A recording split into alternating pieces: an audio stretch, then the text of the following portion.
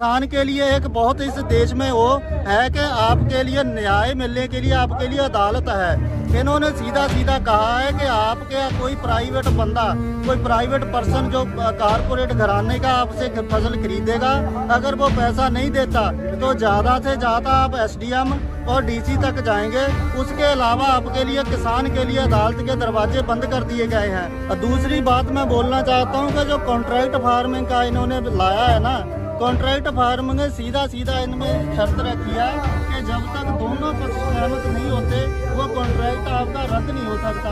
और एक पक्ष तो यहाँ बेचारा किसान है और दूसरा पक्ष बैठा होगा मुंबई या दिल्ली में, तो जब तक वो सहमत नहीं होगा तो उसकी जमीन का मालिक वही कॉरपोरेट रहेगा, उसमें कोई खेती नहीं हो सकती, कोई कुछ नहीं हो सकता। और तीसरा जो भंडार के लिए इन्होंने कानून लाया है ना, कि आप पहले तो था कि जो जरूरी वस्तुएं थी ना उनकी एक सीमा होती थी कि भंडार करने की, अब इन्होंने सारी सीमाएं खत्म कर दी है कि आप कितना भी भंडार चाहो कोई प्राइवेट बंदा अपने स्टोर में कर सकता है।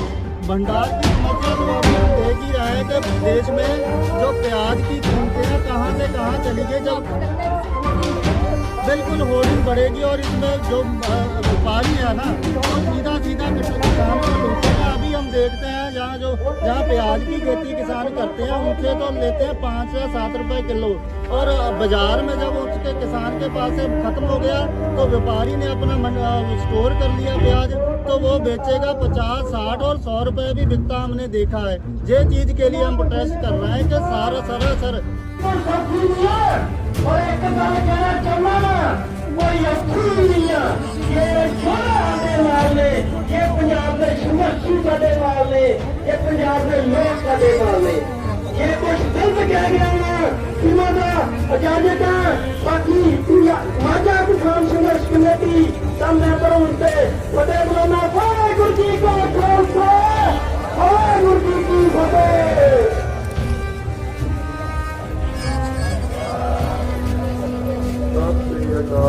एमएसपी की गारंटी, और जो ये अनलिमिटेड स्टॉक है, यानी कि जो जिसे हम काला कानून बोल रहे हैं, जो उद्योगपति है यानी कि सेठ है, लाला है, जिसको अपने हमारे स्टॉक को, हमारी क्या करें, मूंजी को, गेहूं को, आलू को, प्याज को, चने को, दाल को इकट्ठा करके अनलिमिटेड इकट्ठा कर लेंगे और इकट्ठा करके अपने मनमाने रेटों से बेचेंगे। इसलिए हमारी मोदी सरकार से ये डिमांड है, इन कानून को वापस लो। सरकार अगर आपकी बात नहीं मानती है या अध्यादेश वापस नहीं होता है तो किसान आगे क्या करेंगे? भाई जो भी हमारे बड़े लीडर हैं वो तो वही बताएंगे क्या आदेश आगे क्या करेंगे। जो हमारे बड़े लीडर जो क्या करें जो है वो आदेश करेंगे, हम उस आदेश को फॉलो करेंगे।